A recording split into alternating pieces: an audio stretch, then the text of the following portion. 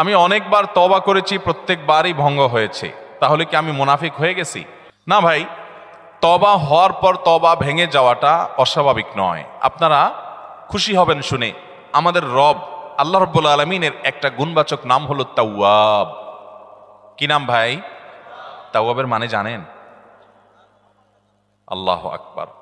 Repeatedly, বারবার যিনি বান্দার তওবা কবুল করেন। এই জন্য ভাই, একবার গুনাহ হয়ে গেছে, আল্লাহর কাছে তওবা করেছেন, চেষ্টা করছেন যে আর যেন না হয়, কিন্তু আবার শয়তান কাত করে ফেলে দিয়েছে, আবারও তওবা করে ফেলবেন এবং দুর্বল হবেন না। এখানে ইবলিস আপনাকে বলবে, তুই এতবার একই কাজ করে তওবা করছস আল্লাহর কাছে, আবার কোন মুখে তওবা করবি? থাক, বাদ দে। আপনার তওবা থেকে দূরে সরাবে। এটা হলো শয়তানের সবচেয়ে বড় অস্ত্র। কখনো নিরাশ হওয়া যাবে না। তওবা আগের বারের চাইতে পরের বারটা আরো স্ট্রং করবেন, যে ঠিক আছে আগের বারটা তওবা আমি দুর্বল ছিল, এটাকে আরো স্ট্রং করব, চেষ্টা করবো না ইনশাআল্লাহ।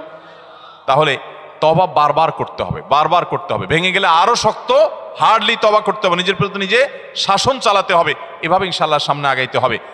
ভারতবর্ষে একজন কবি বলেছেন, আরে ইয়ে কুস্তি তো হয় অমর ভর কি, কবি ও দাবালে কবি তু দাবালে। ইবলিসের সাথে তোমার লড়াই তো সারা জীবনের। কখনো ইবলিস তোমাকে কাত করে ফেলে দিবে, তোমার দ্বারা গুনাহ করে ফেলবে, আবার কখনো চোখের পানি ফেলে কেঁদে কেটে আল্লাহর কাছে একান্তে। ভাইরা, কিছু নির্জন সময় কাটানো দরকার। আমাদের কোনো নির্জন সময় নাই। নির্জন সময় হলে ওই মোবাইলে আমরা ঢুকে পড়ি, মোবাইল টোবাইল বন্ধ করে ফেলে দিনে রাতে 24 ঘন্টার ভিতরে 5 ওয়াক্ত নামাজের পরে আগে যে কোনো সময় অন্তত 2-4-5টা মিনিট একটু চিন্তা ভাবনা করবেন, একটু নিজের হিসাব মিলাবেন, আল্লাহর সাথে কথা বলবেন। আজকে একটা গুনাহ হয়ে গেছে, আজকে একটা কাস্টমার মহিলা আসছে, তার সৌন্দর্য দেখে তাকে নিয়ে বাজে চিন্তা জল্পনা কল্পনা করেছি, নোংরামি করেছেন, গুনাহ কাজ করেছেন। কোনো কাস্টমার এসেছে, তার সাথে ফাঁকি ঝুঁকি দিয়েছেন, 2 নাম্বারই করেছেন, মিথ্যা কথা বলেছেন, কিনা দর এত আসে বলেছেন, আসলে এত আসে নাই। এই যে মিথ্যা বলেছেন কয়টা টাকার জন্য, এই টাকা দুনিয়াতে থেকে যাবে, মিথ্যাটা আপনার আমলনামা যুক্ত হয়ে আখিরাতে যাবে। এইসব কথা চিন্তা করে আল্লাহর কাছে চোখের পানি ফেলে একান্তে, আল্লাহ করে ফেলেছি আজকে শয়তানের পালায় পড়ে, আল্লাহ খেয়াল ছিল না, আপনি মাফ করে দেন। মালিক, আপনি মাফ না করলে কিয়ামতের ময়দানে এর শাস্তি হবে ভয়াবহ। দুনিয়াতে আপনি ছেড়ে দেন, আল্লাহ মাফ করে দেন। মাফ চায়া দুনিয়া থেকে ওইটাকে নিষ্পত্তি করেন, একটু চোখের পানি ফেলেন, সেজদায় পড়ে যান, 2 রাকাত সালাতুত তওবা নামাজ পড়ে আল্লাহর কাছে মাফ চান, এরপরের দিন আরো স্ট্রং করেন। এভাবে আপনি লড়াই চালাতে থাকবেন।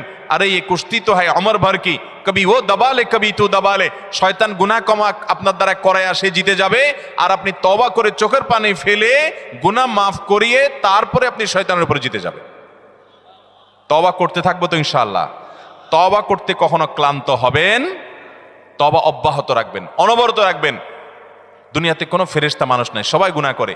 এর মধ্যে সবচেয়ে উত্তম মানুষ হলো গুনাহ করার পর যে নিজের ভুল বুঝতে পেরে নিজেকে শাসন করে সংশোধন করে সে তওবা করে মাফ চায়। মনে রাখবেন, যে ব্যক্তি তওবার শর্ত আদায় করে, তওবার শর্ত কি?